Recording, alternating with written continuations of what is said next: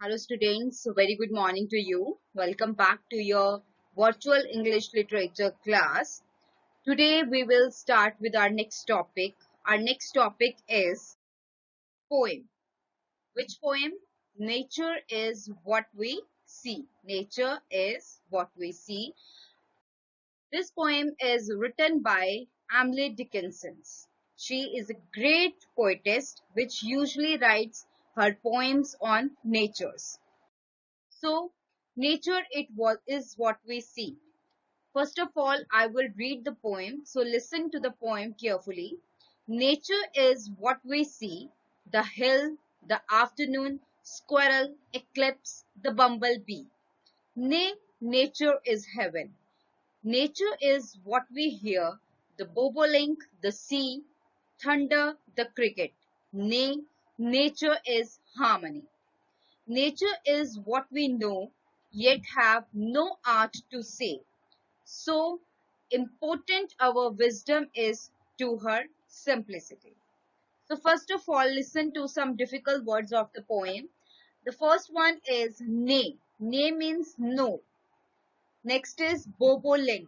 What do you mean by bobolink? Bobolink means a small black bird. Next one is have no art to say. It means do not have the ability or skill to express. And the last one is helpless or unable to do anything. Okay, these are few difficult words from the poem. Now let's come to the poem analysis or explanation of the poem. So here's the poem analysis or explanations of the poem. In Emily Dickinson's poem, Nature is What We See, the reader can sense her love and appreciation of nature. The theme of the poem is nature's simplicity, yet her poem suggests that nature is anything but simple. It is mysterious, magnificent, and inexpressible. The surface meaning primarily suggests that the nature is natural and simple in theory, but exploring the underlying meaning, we see how Dickinson uses various patterns to describe the diversity in nature. She shows this by objects she chooses to represent in the way of large, medium, and small, the sea and the squirrel and the bumblebee. She identifies natures as infinitely variable. She starts the poems in reference to sight with distinctive objects like hill, squirrel, bobolink, and bumblebee, and obvious things people can clearly see and visualize. She adds the abstract heaven, afternoon, thunder. Then she takes it further, suggesting that nature is more than sight. It is what people hear. Bobolink, a bird, the sea, thunder, cricket are all indications of her attempt to define nature through the senses. What we see and what we hear. Next, she mentions that nature is harmony. Now we compare the objects of the sights and sounds. For instance, afternoon represents warmth and light. The eclipse appears cool and dark. Weak and strong interpretations are also evident. The hill and sea are strong in appreciation. The bobolink and bumblebee are weak in sound. Again, the diversity in nature is present by the noise of thunder, as opposed to the noise of a cricket. By using size, she attempts to show a pattern in relation to nature.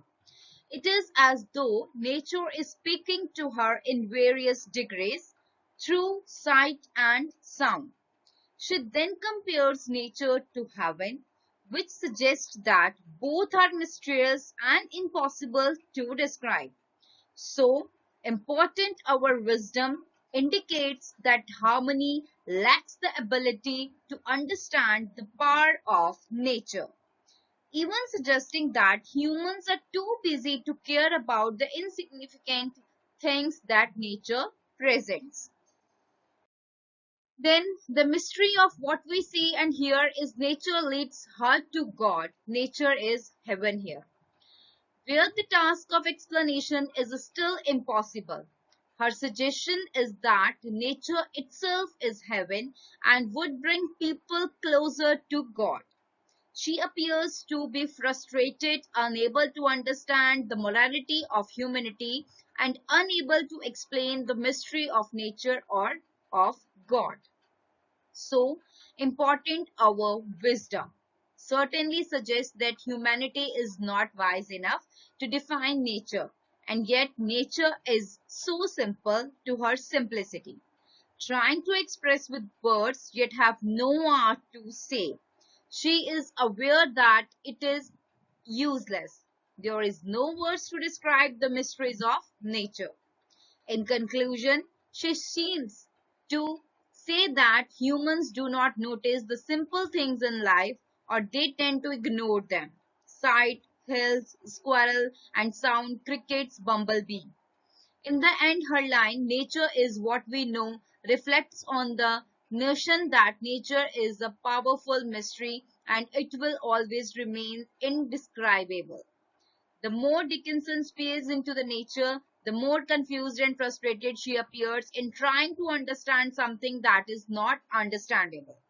So, Dickinson lived a life of alienations, and this poem perhaps describes her inability to understand not only herself but nature, humanity, and God as well. These long dashes in her poems indicates a link to the many hidden thoughts of author. Nay is a negative response and indicate how perplexed she is defining nature. So students, this was about your poem and its explanation. So here is the homework. Read the poem. Nature is what we see, and complete your books and notebooks. Thank you very much.